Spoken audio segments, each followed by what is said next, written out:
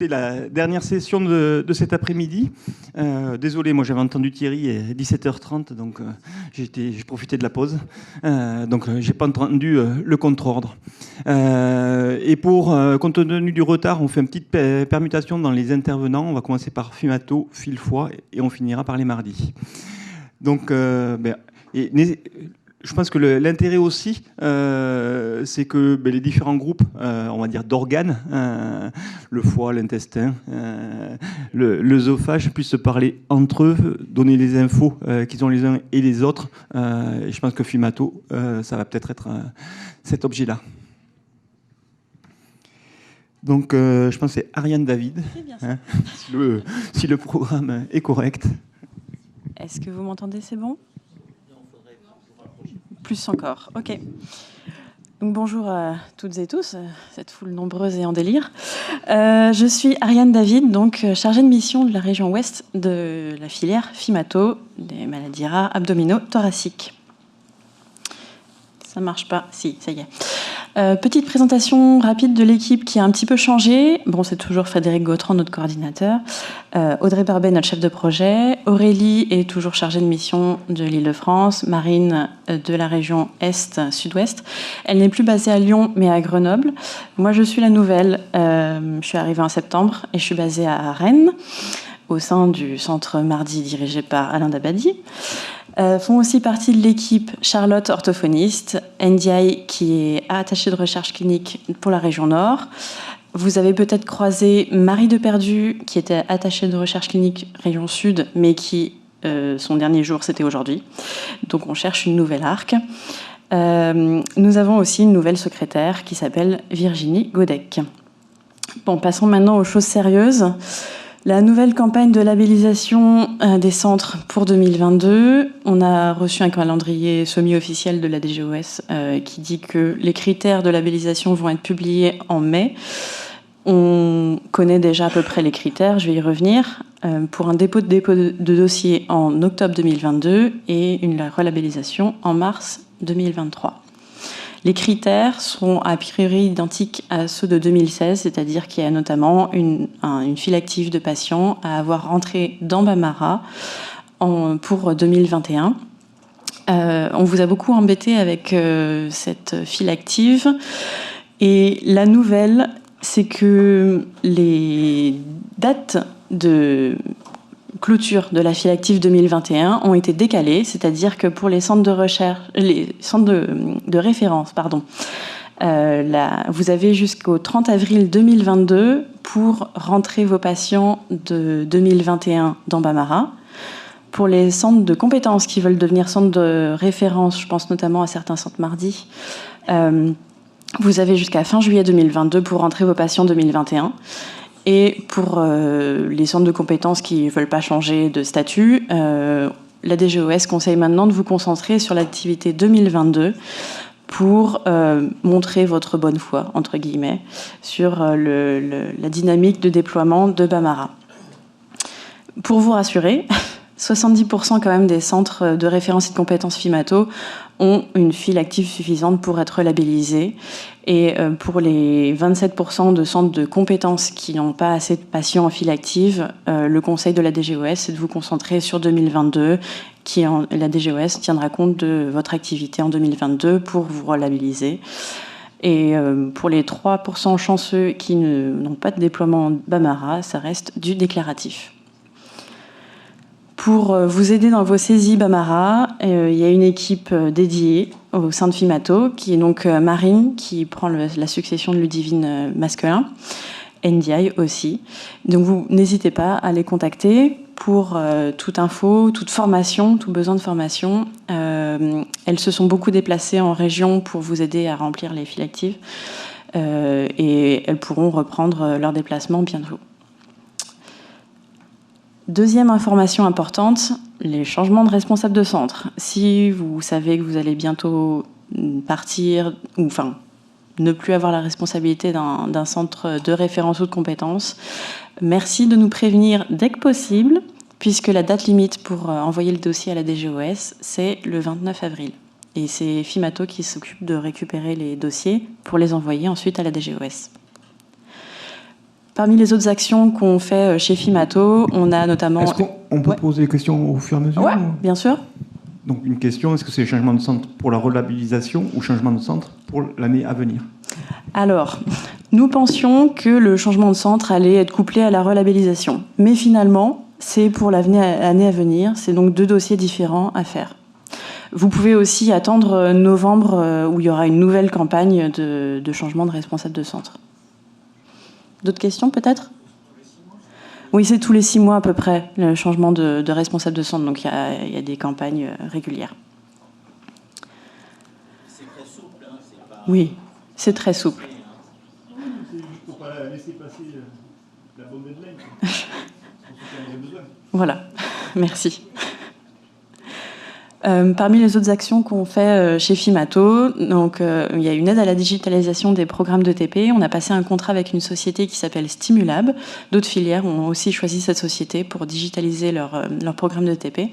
Donc n'hésitez pas à nous contacter, puisque la plateforme Stimulab réunit un système de visioconférence, un système d'espace de travail commun s'il y a des séances de TP en groupe, un espace de travail individuel avec des questionnaires qui sont envoyés directement à l'organisateur, un forme de discussion, des rappels automatiques de rendez-vous. Et on vous accompagne pour la digitalisation. On fait aussi un soutien à la recherche, c'est-à-dire qu'on peut prendre en charge des frais de publication, des frais de déplacement, notamment des internes qui doivent aller dans différents centres pour récupérer des infos pour leur sujet de thèse. Il y a des critères d'acceptation. Je vous invite à aller voir sur Fimato. On a aussi un bulletin de recherche, mais si vous êtes abonné à la newsletter, normalement, vous le recevrez. Et nous avons un appel à projet Fimato qui vient de se clôturer avec 9 projets déposés. Et je vous invite aux journées annuelles de Fimato le 14 juin pour connaître les lauréats. Une petite question. Oui. Ces aides, elles concernent les centres de compétences comme les centres constitutifs? Oui, les centres de référence et compétences peuvent y prétendre. Oui.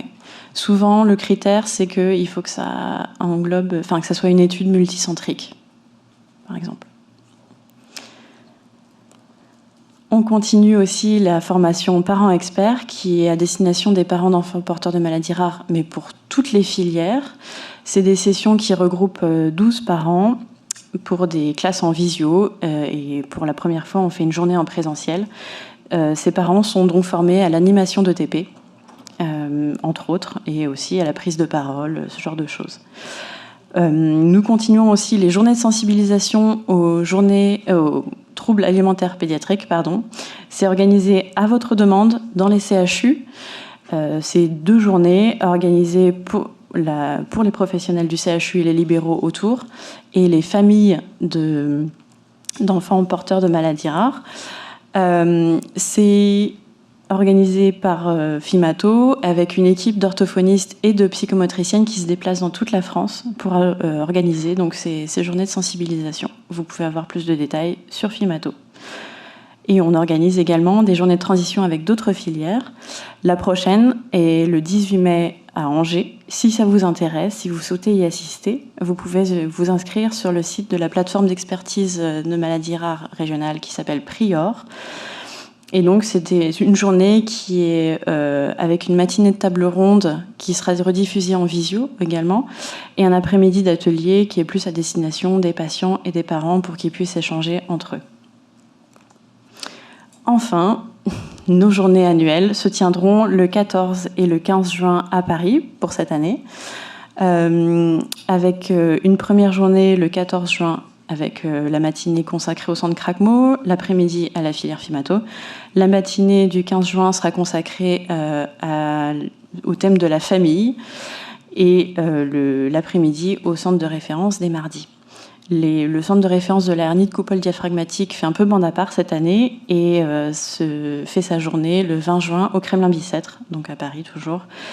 Et comme l'année précédente, on va proposer un format hybride en présentiel et en distanciel. Vous pouvez vous inscrire sur fimato.fr. Merci.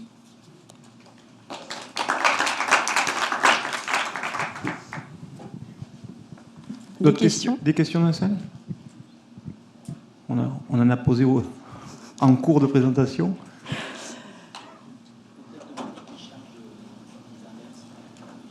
pour la régie, la présentation suivante, c'est fil foi. Merci à tous. On a dit qu'on aurait peut-être une discussion collective finale il y a plein de choses qui sont communes. Absolument, c'est pour ça qu'on va essayer de passer rapidement. Moi, je vais vous parler rapidement de la filière fil foi. Je suis avec Gab Arrivel et Paola Scorzoni, on va essayer de faire un trio, mais peut-être que pour aller plus vite, je vais garder la parole. Donc, je vous présente très rapidement la filière, qui est une filière pédiatrique ou adulte. Les adultes jouent un rôle important, donc vous n'êtes pas forcément tous tout à fait au courant de tout ce qui se passe dans cette filière. Donc il y a 3 réseaux. Le réseau atrésie dévobilière et cholestase génétique que vous connaissez, mais il y a également un réseau maladie vasculaire du foie et un réseau maladie inflammatoire dévobilière et hépatite auto-immune. Vous avez la répartition sur cette carte des différents centres labellisés, et plus en détail sur la diapositive suivante, le réseau atrésie dévobilière et cholestase génétique que vous connaissez, avec le centre coordonnateur à Bicêtre, les centres constitutifs Necker-Lyon et les centres de compétences actuellement labellisés. Et sur la partie droite, les maladies qui relèvent du périmètre de la filière, enfin de notre réseau, que vous connaissez également. Donc finalement, je pense qu'il vaut mieux que je parle des 2 autres réseaux. Donc le réseau maladie inflammatoire dévobilière et hépatite auto-immune, qui est, comme vous le voyez, beaucoup plus dense, avec beaucoup plus de centres, mais assez peu de centres pédiatriques. Et pourtant, il y a dans ce réseau les hépatites auto-immunes, qui sont quand même une pathologie qui occupe aussi les pédiatres. Et donc on va revenir sur comment augmenter le recensement des patients pédiatriques avec hépatite auto-immune au sein de la filière. Maladie vasculaire du foie, de la même manière, un réseau beaucoup plus dense, coordonné par l'équipe de Beaujon, avec, pour ce qui nous concerne, le cavernum porte, les hypertensions portales non cirrhotiques, type maladie veineuse portosinusoïdale, et les fistules portosystémiques. Voilà peut-être la diapo la plus importante, qui montre un petit peu l'état des lieux. Dans le réseau atrésie dévobilière et cholestase génétique en vert, dans le réseau maladie inflammatoire dévobilière et hépatite auto-immune en violet, et dans le réseau maladie vasculaire du foie en rouge, avec les différents effectifs et la répartition en fonction de l'âge des patients. Peut-être on mettra cette diapo sur le site de Filfoy pour que les collègues puissent se rendre compte un petit peu des effectifs. Parce que là, ça va être difficile d'intégrer toutes les données quand même en quelques secondes. On va avoir besoin de méditation. Absolument. Peut-être, dans ce cas-là, Paola, je vous laisse dire un mot sur l'équipe de tech. Alors, en fait, bonjour. La filière, elle a une équipe de ArcTech qui sont déployés en toute la France et dont la mission, c'est d'aider les centres de compétences qui n'ont pas les moyens à saisir les patients dans la base de données de la BNDMR. Donc, on est à 7 ArcTech actuellement et il y en a un autre ARC qui est en recrutement bientôt. Voilà. Gab va nous donner quelques grands éléments des activités de la filière, mais qui ne sont pas forcément spécifiques. Oui, par rapport au PNMR 3, on remplit les actions de prise en charge avec les recommandations et PNDS qui sont produits et qui sont déjà disponibles sur le site de l'HAS pour ceux que vous souhaitez rechercher. Personnellement, je travaille sur la communication, donc j'organise les journées Filfoy. Elles auront lieu en fin novembre en 2022.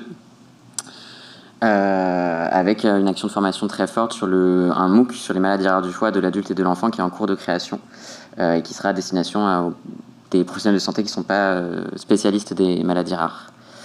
Après, on travaille également sur l'errance et la passe diagnostique et l'observatoire des traitements. Et je vous laisserai poser des questions. Je vais passer à la suivante, à mon collègue. Voilà. Donc, on a, comme vous le savez, beaucoup d'entre vous y participent, une RCP nationale, maladies rares du foie et début pédiatrique, qui a vocation à regrouper des cas pédiatriques et des cas adultes, si tant est que la maladie soit dans le périmètre des maladies qui peuvent débuter dans l'enfance. Donc, comme vous voyez, on discute de plus en plus de dossiers, et cette RCP sert de RCP d'entrée pour les indications de génome dans le cadre du PFMG 2025. il faut reconnaître qu'il y a assez peu d'adultes, des pathologues d'adultes qui participent pour l'instant, donc ça c'est un point d'amélioration sur lequel on va travailler. Il y a d'autres RCP, notamment pour les fistules portosystémiques, qui est une RCP internationale. Avec la filière G2M, il y a des RCP Wilson. Et au niveau européen, il y a des RCP spécifiques qui utilisent une plateforme qu'on utilise peu et à laquelle on a du mal à participer, faute de multi-sollicitations. Donc, la campagne de labellisation, on vous a présenté le calendrier, les critères, etc. Moi, je voudrais juste insister sur l'évolution pressentie pour la nouvelle vague de labellisation concernant le réseau atrésie des voies biliaires et cholestase génétique. Vous savez qu'actuellement, c'est Eviset qui coordonne avec 2 centres constitutifs, Necker et Lyon. Actuellement, il y a des candidats pour être constitutifs, Marseille, Paul Brousse, Lille et Toulouse. Donc il y aura forcément des arbitrages à faire, puisqu'on sait que c'est à budget constant, donc c'est un peu le même problème dans toutes les filières. Et puis, vous avez vu que le réseau pédiatrique était quand même très peu dense comparé au réseau adulte, et donc on a la volonté de densifier le réseau en intégrant des nouveaux centres de compétences sur lesquels on travaille avec la filière pour valider les filières actives. Et je suis assez optimiste, même très optimiste, pour les villes de Bordeaux, Montpellier, Rouen, Tours, Strasbourg et Caen. Et donc on travaille activement pour faire en sorte de pouvoir les intégrer lors de la prochaine vague de labellisation. Voilà. Vous avez les contacts de la filière et on peut discuter maintenant si vous voulez.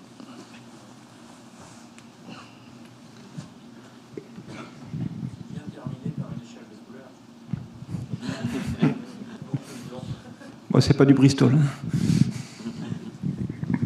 Est-ce qu'il y a des questions ?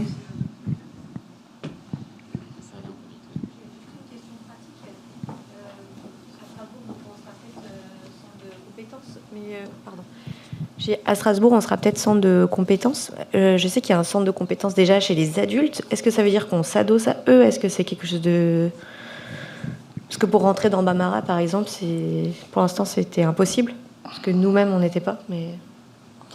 Donc, je ne suis pas responsable de filière, mais je sais qu'il y a des grandes discussions sur la possibilité de faire des centres pédiatrico-adultes. Donc là, il y a une réflexion à avoir. Il y a également des contraintes administratives qui font que quand les centres ne sont pas sur le même site, il peut y avoir des soucis pour s'associer. C'est le cas. Et donc il y a des arbitrages qui doivent être faits au niveau de la DGOS qui tardent. Et donc je ne peux pas répondre à ta question, mais je pense que ce sera important que les filières, je ne sais pas s'il y a des responsables de filières qui peuvent discuter, mais... Je ne suis pas responsable de filière parce que c'est Frédéric Gautran, mais dans ce qui est des mardis et donc quand même un petit peu de la filière Fimato, de manière générale, on préfère les centres adultes-enfants plutôt que 2 centres, un adulte et un enfant. Et si les centres sont sur le même périmètre hôpital, donc groupement hospitalier comme à Lyon ou à Paris, ou enfin Paris, il y en a 40 hôpitaux dans la même institution, c'est un peu plus compliqué. À Toulouse, à Strasbourg aussi. Hein. Donc dans ces cas-là, on a tendance à regrouper et considérer que c'est qu'un seul centre.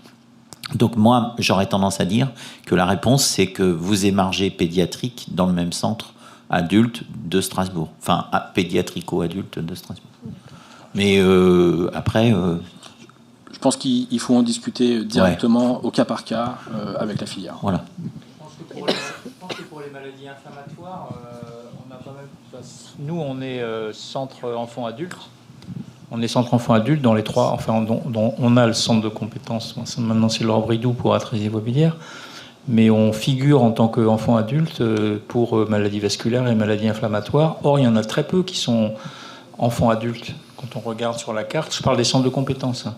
Et je pense que c'est quand même une bonne façon d'avoir une certaine reconnaissance et d'intégrer le centre adulte, d'autant plus que ça m'étonnerait fort que vous ne travailliez pas avec eux. Je parle des médecins d'adultes. Oui. Non, mais je pense que ça, c'est un enjeu important pour Filfoy et pour toutes les filières, et ça permet aussi le recensement des patients. Donc, c'est clairement. Alors, pour compléter sur la question de Strasbourg, dans Filfoy, il y a 3 catégories de maladies hépatiques. Donc vous pouvez être centre de compétences pour une catégorie et les adultes pour une autre, auquel cas vous serez 2 centres de compétences. Parce que ce n'est pas les mêmes CRMR. Absolument. Hein. Donc il y a aussi cette complexité-là que nous, on a moins avec les mardis, puisqu'on a regroupé tout ce qui est intestinal dans le même groupe. Il faut commencer par avoir une discussion locale, recenser les effectifs, et ça, la filière est à votre disposition pour vous aider. Et ensuite, on a des discussions au cas par cas avec le responsable de filière et les responsables de réseau. Ouais, par contre, il ne faut pas traîner parce qu'on l'a vu dans les présentations, le nombre de malades est à remplir pour la fin du mois. Oui, il y aura quand même une certaine tolérance pour les 2022 centres, pour ceux qui sont nouvellement qui vont demander leur première labellisation. Voilà. Je pense que pour avoir plus de centres de compétences, je suis assez optimiste quand même sur le fait que la DGES sera tolérante. Merci. Jean-Pierre pour les mardis. En filigrane de ce que dit Emmanuel, c'est que les centres de compétences ne touchent rien, donc ils ne coûtent rien. Donc les mardis, on va faire vite, parce que d'abord la moitié de mes diapos sont celles de Fimato. Donc Fimato et Mardi fonctionnent main dans la main depuis le début, et donc on n'a pas trop de choses très différentes à dire. Donc la labellisation... donc c'est beaucoup piloté par Fimato qui aide beaucoup, et donc je dirais on est 2 portes d'entrée, Fimato ou Mardi, qui sont tout autant vous pouvez toquer aux 2 portes, il n'y a pas de problème, et puis en plus on échange tout le temps. Donc les critères de labellisation sont pour les centres constitutifs, vous voyez 150 patients de file active. Pour les centres constitutifs, 75 patients de file active et au moins la participation à au moins, en tant qu'investigateur principal, à au moins une étude sur ces 5 dernières années. Donc il faut bien checker que vous êtes dans les clous. Pour les centres de compétences, il faut 25 patients de file active, et c'est à peu près une participation relative à un petit peu à des choses, mais c'est beaucoup moins compliqué, et le dossier sera bien sûr beaucoup moins lourd à remplir. Alors pour ce qui est de la labellisation dans les mardis, il y a encore 1 ou 2 centres qui n'ont pas mis leurs 25 patients qu'ils ont probablement, puisqu'on couvre quand même très large en termes de pathologie. Et puis il y a des cas particuliers qui sont les soins de suite et de rééducation qu'on a impliqués dans les mardis. Donc c'est le cas du centre de Bullion, de Margency, et puis la clinique Saint-Yves à Rennes. Et donc ces 3 centres font partie de ceux qui n'émargent pas à la BMDMR, donc ils ne codent pas, et donc c'est déclaratif, et il n'y a pas trop de soucis. Et puis il y a quelques centres qui vont avoir moins de 25 patients qui sont dans les dom-tom, et je négocierais qu'on garde ces centres, parce que c'est quand même bien pratique d'avoir un médecin référent à Tahiti, à La Réunion. Donc à Tahiti, c'est Marianne Bénard, à La Réunion, c'est Anne Turquet, il y en a aussi quelqu'un à Guadeloupe. Donc c'est bien de garder ces centres quand même outre-mer, et donc on négociera la file active. Sinon, pour le reste, je pense qu'il n'y aura pas de problème majeur. La question d'intégrer des nouveaux centres de référence constitutifs va peut-être se poser pour des équipes adultes qui s'intéressent à la nutrition parentérale, en particulier à Nice. Mais bon, c'est à ma connaissance la seule entrée possible. Par contre, dans Fimato, il est possible que rentre un nouveau CRMR, donc un nouveau réseau autour des polyposes, avec essentiellement des centres adultes. Je pense qu'il y aura peu ou pas de centres pédiatriques, sauf des centres de compétences. Mais ça, c'est quelque chose qui est en train de se faire, et il faudra peut-être qu'on accompagne, mais enfin, en théorie, c'est plutôt le porteur de projet qui devrait accompagner ça, plus que moi, puisque, par définition, les polyposes sortiront de Mardi. Ce qui n'est pas choquant, puisque la plupart des polyposes sont suivies en milieu adulte, surtout les polyposes adénomateuses, bien sûr, et que ça correspond quand même à une typologie de malade assez précise. Et nous, les pédiatres, pour les polyposes adénomateuses familiales, on a un accompagnement dans l'enfance, mais qui est quand même de moins longue durée. Et beaucoup d'interventions se font quand même à l'adolescence, donc c'est plutôt à l'âge adulte. Et puis pour les polyposes plus rares, c'est quand même pas logique. Enfin, ça ferait très peu de malades en France, et on ne pourrait pas créer un CRMR autour de ça. Jean-Pierre, je peux te couper là-dessus, parce que c'est une discussion qu'on a eue, des échanges de mails il n'y a pas longtemps. Ne casse pas le matériel, quand même, on n'a pas encore fini. Donc, on a eu ces échanges-là. C'est une demande portée par le centre de référence de Lyon, on va dire. Est-ce qu'ils ont échangé sur le sujet au niveau national? Normalement, j'ai oublié son nom, mais c'est à Lyon, c'est Jean-Christophe Saurin. Jean-Christophe Saurin, voilà, j'ai cru dire des bêtises. Jean-Christophe Saurin, c'est à lui normalement de porter son projet, donc de contacter les gens. Oui, mais est-ce que son projet, c'est de postuler en tant que centre coordonnateur et de ne pas avoir réfléchi au réseau ou d'avoir... moi, je l'ai eu 2 ou 3 fois au téléphone, je lui ai dit que j'étais à sa disposition pour l'aider, mais bon, après, je ne peux pas faire non plus pour lui. Donc vous serez peut-être sollicité, et si éventuellement vous êtes intéressé, dites-le moi, je ferai ou dites-le Emmanuel, qui connaît bien aussi Jean-Christophe Saurin. Non, mais on est en train de lancer le PNDF PAF, ou à Noël, et puis on vous mettra en contact, c'est pas très compliqué. Il a sa réunion la semaine prochaine avec la direction. Moi, je ne suis pas participant à ça. Oui, c'est pour ça qu'il s'est vraiment mis comme créant un nouveau réseau, et puis il appellera dans son réseau les gens qui pensent appeler. C'est un fonctionnement un peu plus comme Excuse-moi, Alain. Créer un nouveau centre, son interlocuteur principal, c'est la DGOS. Oui. Et Fimato, c'est Frédéric. Et Frédéric, pour Fimato. Oui, d'accord, mais c'est la DGOS qui va créer un centre polypose. Oui. Comme c'est un peu à cheval sur le cancer, ça fait tout un tas de trucs avec les réseaux de cancer, etc. Donc moi, j'ai rien contre, c'est évidemment. Non, mais nous, personne n'a rien contre là-dedans, mais on ne peut pas être les décideurs. Les décideurs, c'est non, mais c'est un peu l'équivalent comme le paradis pour le pancréas, en ce qui me concerne. Puisque c'est des centres entre guillemets adultes, alors que les pathologies sont incluses dans les mardis en pédiatrie. Oui, on est d'accord. Là, on est un peu concerné par cet aspect-là, puisque nous, finalement, on a tout, et après, ça se disperse. Une fois devenu adulte, le pancréas va dans le paradis, et les polyposes iront dans un centre polypose éventuel. En fait, c'est une situation qui peut paraître un peu ambiguë, mais qui correspond... Les mardis représentent quand même un tout petit peu les centres du groupe francophone. On fait tous un peu de la gastropédiatrique, et donc on a des malades rares. Mais en fait, c'est vrai que pour le pancréas, par exemple, c'est logique qu'il se forme un centre autour du pancréas, et que nous, quelque part, on travaille main dans la main avec eux, mais qu'on ne change pas tellement nos habitudes, parce qu'on ne va pas tous aller émarger comme centre de compétences pour l'autre CRMR. Et les polyposes, ça va être exactement pareil. Par contre, donc, je pense qu'il faut simplement être intelligent, travailler ensemble, comme on fait depuis toujours. Et puis, les labels, si vraiment quelqu'un se passionne pour les polyposes de l'enfant et a une file active de plus de 25, on peut être centre de compétences. Il n'y a pas de problème. Mais c'est dans ce cadre-là. Je ne sais pas si Jérôme sera intéressé à un moment donné. Tu as déjà répondu à Jean-Christophe. Tu as répondu oui. Ouais. Comme le dit Alain, ça va se construire indépendamment de nous. Donc, soit on monte dans sa réponse, Et s'il y a un centre constitutif... Jérôme, tes malades, ils vont être dans les mardis ou dans ton centre de compétences? Non.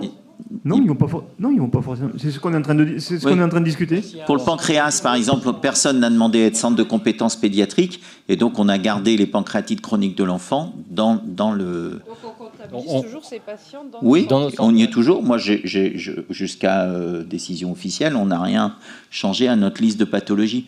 On l'a un peu revu parce qu'il semble que la paroschisis n'apparaissait nulle part, donc on les a mis. Pardon Thierry, vas-y. Non, c'est la question, si on gardait la comptabilité des malades. Oui, on change rien, et puis si on nous dit qu'il faut bouger, on verra à ce moment-là.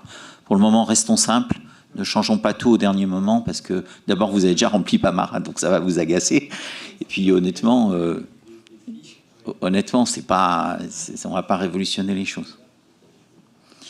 Alors. La labellisation, c'est pas que de la paperasse, et ça peut être aussi l'occasion quand même de réfléchir à des projets.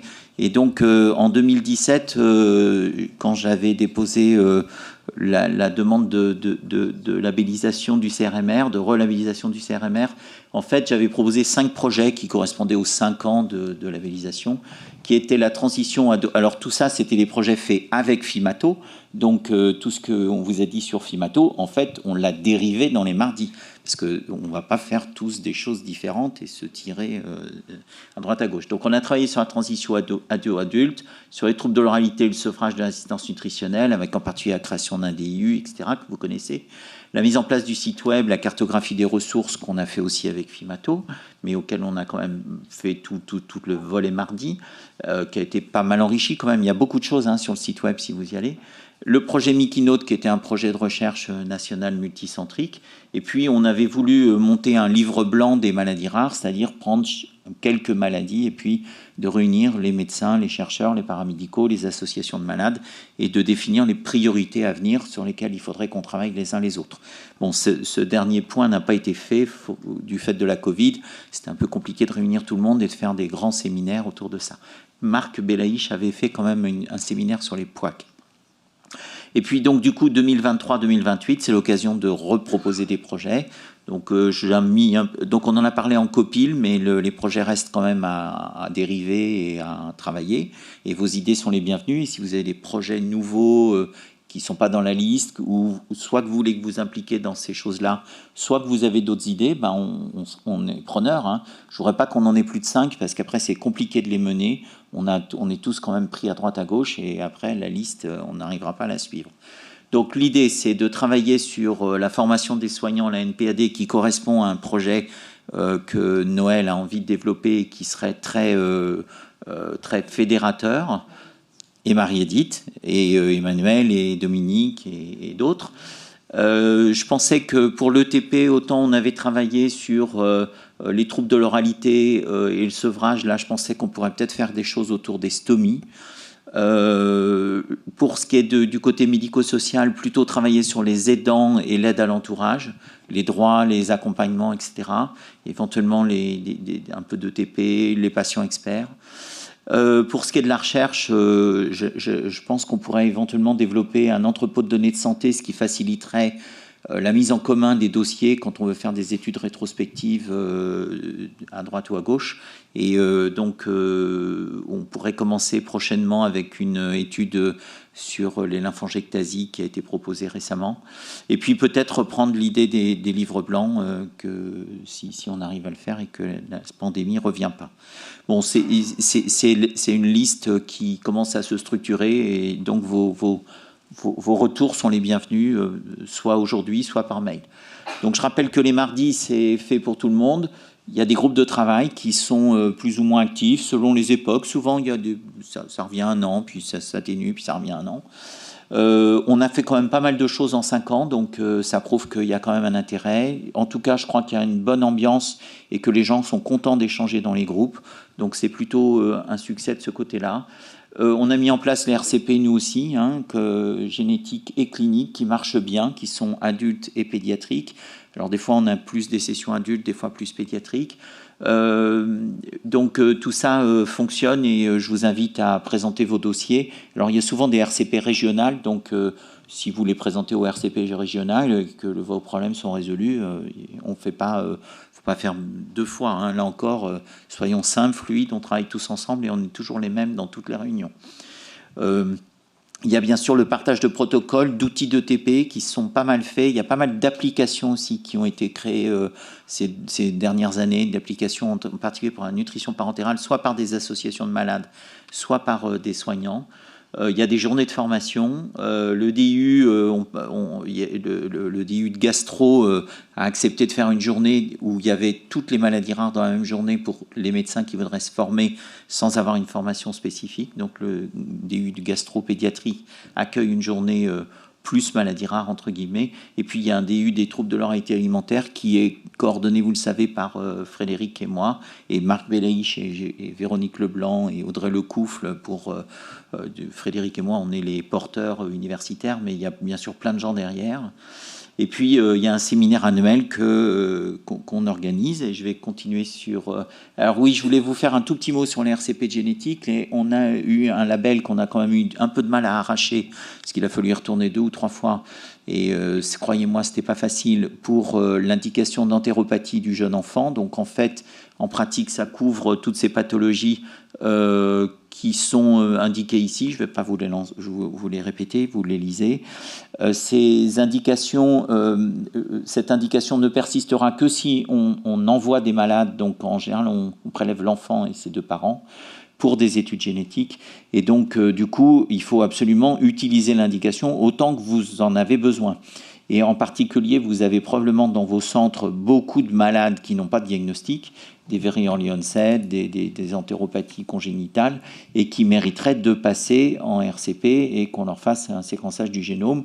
Donc, en fait, prendre vos cas prévalents et réfléchir à cela, plutôt qu'à ne penser qu'à aucun incident en se disant « Tiens, j'ai ce malade-là, il va falloir que je lui fasse un diagnostic ». Parce qu'on a en fait tout un vivier de patients qu'on pourrait passer en RCP génétique avec des indications justifiées et raisonnables. Il ne s'agit bien sûr pas de séquencer des gens pour augmenter la file active. Pour continuer, pour finir, il y a donc, comme vous l'a dit, c'est Ariane, c'est ça? Ouais. De Fimato, les réunions du 14 et du 15 juin qui auront lieu à Bichat. Et donc, comme traditionnellement maintenant, le matin du 15 juin, on fera un séminaire qui est commun mardi Fimato, et l'après-midi, une session dédiée à Fimato. Donc le matin, on avait envie de travailler sur la famille. Donc je vous mets ici en avant-première le planning. Oui, même Ariane, elle ne le connaît pas. Et non, mais c'est parce qu'on ne l'a pas diffusé. Donc vous avez le planning, donc avec des gens experts sur la notion de famille, l'impact génétique, de l'annonce génétique. C'est une psychologue, c'est Agnès Lacroix, j'ai cru que c'était une généticienne, autant pour moi. Donc vous voyez qu'il y a des experts un peu de tous les genres, donc des médecins, des psychologues, des gens qui n'ont rien à voir, qui sont simplement des auteurs et qui viennent un peu de toute la France avec des expertises un peu diverses, et j'espère que ce sera une matinée intéressante. Ce sera aussi en distanciel pour ceux qui ne peuvent pas venir, y compris pour les paramédicaux. Pensez à les inscrire, parce que ça vaut le coup, quoi. Et les associations de malades, bien sûr. Et puis, pour l'après-midi, donc, on fait traditionnellement des communications. Donc, je vous incite à communiquer. L'idée, c'est de communiquer sur une vingtaine de minutes, donc 15 minutes de présentation, 5 minutes de questions, à propos de cas qui vous paraissent intéressants pour les autres, de petites séries, d'un travail que vous venez de terminer, d'un travail de DU, d'interne, de ce que vous voulez. Ça peut être des paramédicaux, des médicaux, des associatifs. Ce qui est intéressant, c'est qu'on se réunisse puis qu'il y ait un petit peu de tout. Ça peut être des choses qui ne sont pas complètement calées, qui sont préparatoires. Donc allez-y, n'hésitez pas. Ça se passe bien tous les ans. On a en général plus de demandes que d'offres. On arrive en général à caser à peu près tout le monde. Donc contactez-nous et puis on fera passer tout ça. Donc pour toute question, on est deux. Il y a donc moi et puis Naïm dont le surnom est Den, que vous pouvez avoir très facilement, qui est très disponible, qui est très gentil. Et donc vous pouvez nous contacter l'un ou l'autre. N'hésitez pas. Voilà, j'ai fini. J'ai été plus long que prévu, mais avec pas beaucoup de diapos. Mais 18h, donc on est pas mal. Emmanuel. Deux commentaires pour rebondir sur ce qu'a dit Jean-Pierre. Le premier, c'est que s'agissant du DU, nous aussi, pour le module hépato, on essaye de regrouper les cours les plus pertinents pour les maladies rares, pour effectivement en particulier qui puissent être suivis par les adultes, les médecins d'adultes qui seraient intéressés. Et donc je pense que ça, c'est quelque chose qu'il faut sur lequel il faut qu'on travaille et qu'on continue à travailler en ce sens. Et le deuxième, c'est que de la même manière, notre RCP d'entrée pour le génome est très largement ouverte, et même au-delà des centres labellisés. Donc n'hésitez pas à me contacter s'il y a des malades chroniques du foie, de diagnostic incertain que vous voulez passer en RCP. On en discute en amont. Et voilà, il faut absolument utiliser ces nouveaux outils qu'on a mis du temps à avoir en France. Et qu'il faut maintenant utiliser. En fait, on peut même se poser la question un petit peu par rapport au groupe francophone, à quoi servent ces centres de référence au sens large, pas que mardi. Mais en fait, c'est aussi l'application pratique un petit peu des choses. Par exemple, les RCP, les sites web partagés où on partage des protocoles, où on partage des projets de recherche multicentriques. C'est en fait faire vivre un petit peu le groupe francophone d'une année sur l'autre au fil des sessions.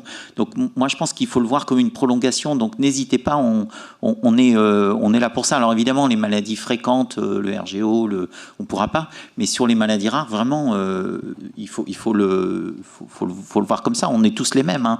Emmanuel, il est dans le copie. On est complètement d'accord. Hier, avec Jérôme, on a eu une réunion sur l'endoscopie digestive. est-ce que c'est le GTED, est-ce que c'est la Suède, est-ce que c'est le groupe francophone, on est les mêmes, donc les projets, il faut qu'ils avancent, et il y a une personne qui avance sur un projet.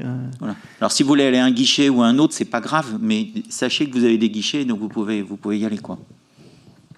Et il y a un peu de moyens quand même dédiés, donc faut en profiter.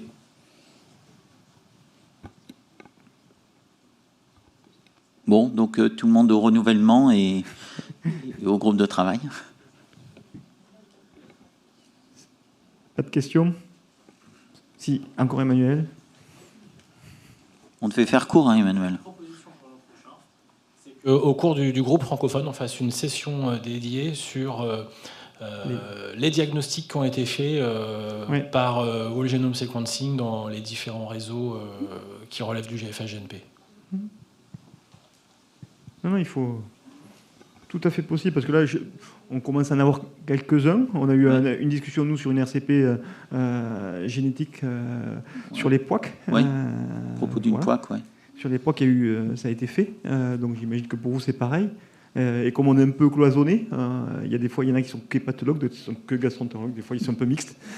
Donc on n'a pas toujours tous les infos. Les RCP génétiques, c'est important pour vos malades, j'allais dire, pas incidents, mais prévalents, parce que vous allez avoir un diagnostic, vous allez pouvoir aider la famille pour faire un diagnostic prénatal, et puis ça augmente quand même la connaissance aussi pour l'ensemble de ces pathologies qui sont quand même encore à débrouiller en grande partie. Donc vraiment, il faut utiliser les RCP génétiques, puisque maintenant, on peut y accéder. Et en plus, si on ne l'utilise pas, dans 2 ans, peut-être que ça disparaîtra. Bon, probablement, on aura accès par des biais détournés, mais c'est quand même bien qu'on puisse avancer là-dessus. Merci. Donc, on va clore la session pour laisser le temps d'avancer tranquillement pour ceux qui vont à la soirée jusqu'à la Cité du Vin. Et puis sinon, de profiter... Peut-être que les nuages se sont éclaircis, Johan, Tuan, au fond de la salle, pour aller profiter des bords de la Garonne.